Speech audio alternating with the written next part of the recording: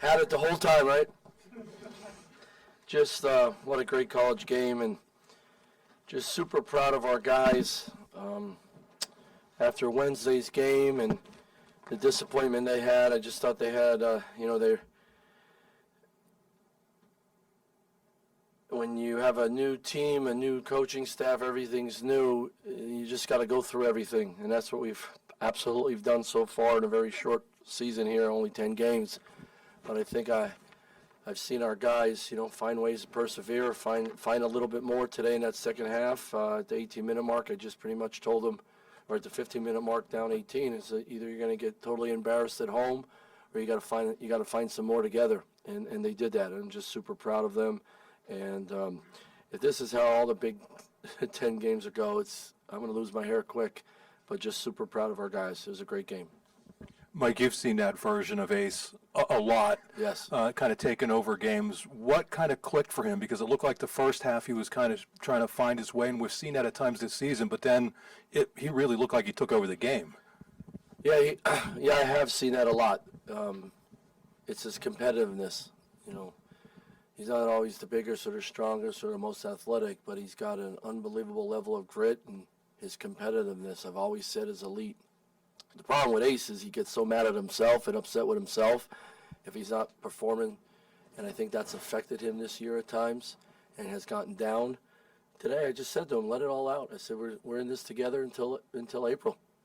I said, so just figure it out, let it out, and quit everything else, and let's just see what happens. And I thought he and Kanye and then Demarcos and those guys, but Ace has done that a bunch, and I've stood on the side. I had a good seat watching that, and today was an example. Mike, what has changed for you guys in the last week since you lost to Bucknell here? I think they're learning to play together, play off of each other better. I think the disappointment and embarrassment, and we just, we had a couple meetings. I had a couple meetings with specific guys, and I had a team meeting Monday morning that, there's just certain ways we're going to go about things, no matter what, to build this thing. I know how bad you guys want to win, but you got to go through all this stuff. So we had a couple heart-to-hearts, and I said, if we're going to go to Maryland and we're going to play Ohio State this week, I said, if you guys don't get right mentally and stick together, it's just going to be really, really hard. And to their credit, we had good practices. They were in a good place. Even today when we got down, when I challenged them at the 15-minute mark, they were present, and the guys stepped up. So I think some guys off the bench have really helped us, and we're making some more shots. That's helping. You won on the glass in the second half. Come on now, don't be messing with me. You did. We did? 1917. Yep. And that hasn't happened a lot this year. No, not at all. Chris mentioned 50-50 balls. How does that happen? We've been talking about it. That, look, the roster we have, we might not out-rebound people, but we got to get close. And we got to find big defensive rebounds, one-and-dones. That hurt us the other day and hurt us times today. But I thought multiple guys hit some people. We were more physical today in the second half.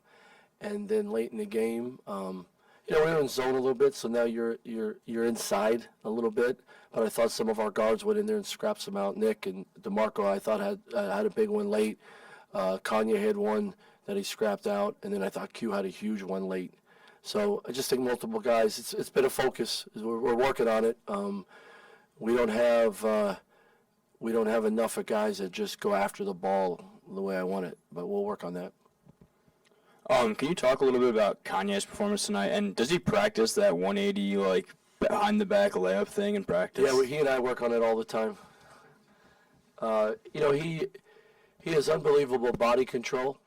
And you can tell when he shoots that mid-range turnaround. He's never off balance. Where the other guy's going back, he's just super strong. He has great balance. His core is really strong. So when he gets himself moving at full speed, he can stop on a dime and stop his body and hold his body and have great balance. I like to say that's coaching, but it's not. That's that's him and his dad working so hard on his game and on his body when he's growing up, and he uses it to his advantage. The one thing I love about Kanye is he's really trying to learn more about the game and being more of a student of the game here lately, the last month, and I've really enjoyed that about him and liked that about him. But he has great confidence in his ability. So when you can move like that and you're a dynamic mover, but you also have great confidence in your game, you make plays like that. Mike, this is probably the best games we've seen from Demarco and Leo since they've been here. Yes. What do you think that they kind of unlocked tonight? How did you get that type of performance out of them, and then what do they bring when they're on like that? Well, I was expecting Leo to shoot like that all year long because he's an excellent shooter. I think the guys are really doing a good job of finding him better too.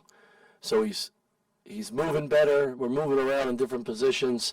He's finding his niche, and guys are looking for him. And the other thing about Leo, he doesn't come across it, but he's a super confident guy. Not cocky, but confident. He knows who he is, and he's good with who he is. And he battles on one end. He's not afraid to throw his body in the way, as you see. He's always banged up, but he could really shoot it, and he's confident in himself. And the DeMarco, I think DeMarco's going to continue to be a really good player for us. He just has to continue to put himself out there and get better and better. And he wasn't ready to play against Maryland, and I really got on him about that. We need you, man. We need him. And I thought today he was ready to play. I thought he was flying around a little bit on the defensive end. That got himself going. And then, he got a steal as soon as he got in the game. He had some good plays, got himself going, and then he could really score. He's always had the knack to score the ball. He could shoot the three, but he got that mid-range, and he can multiple dribbles into a pull-up, and that's hard to guard. He had two nice plays off a ball screen, got into his pull-up, and then he, as you saw, he can really get to the rim. He's physical and athletic. So I think he's just scratching the surface. You had a great crowd tonight, backing from fans, alumni, students, whatever. Awesome. What does that mean to have that type of crowd back you guys up? And was that big in part in the run you guys went on the second half? Oh, that was awesome. The students behind me were great. All the fans were great. Look, this is what we're trying to build. Hey, the basketball team's playing. We got to get to that game. And people driving in to get to that game. And that's the fun of it. I want everybody to sweat with us. I want everybody to be a part of us. When we don't win, I want them to be mad or driving home. But, man, I can't wait to get to the next one. I want them to get to know our guys, so it's just not cheering for a team. It's getting to know Kanye and Jamil, and Q. That's the part of us wanting to – I don't want this just to be a basketball team. I want it to be bigger than that. Everywhere I've been, we've tried to make that. We want people and their kids we can't miss a Penn State basketball game. It's too much fun. And I know these guys, and I know the coaches. So that's very important to me. And today was a great example, great crowd. When you have exciting games like that, they come back. And if we score 83 points, you're going to keep coming back because they're fun. That was a fun game to be a part of. Mike, you spoke about, the experience of the past few weeks, how that could, potentially, get you to where you want to go in the long run. Do you kind of view a game like tonight as a turning point in getting to where you want to be? I'll tell you that on Tuesday after we practice. Honestly, so they're jacked right now, and we're all jacked. We're all happy. They're excited, but are they going to come into practice on Monday and Tuesday and be locked in and focused? And how much better can we get after a win like this? That would be my thing as a coach. And Ace and Nick know that. Let's have a great win, but now let's make it even more exciting because we come back to practice the next 2-3 days and get better. Look, it's just like this. This is coaching. This is seasons. It's up and downs. You want it to go like this all the time, but that's not perfect in life. It's like this, peaks and valleys. Just get out of the valley together. You try to stay on the peak as long as you can, like right now.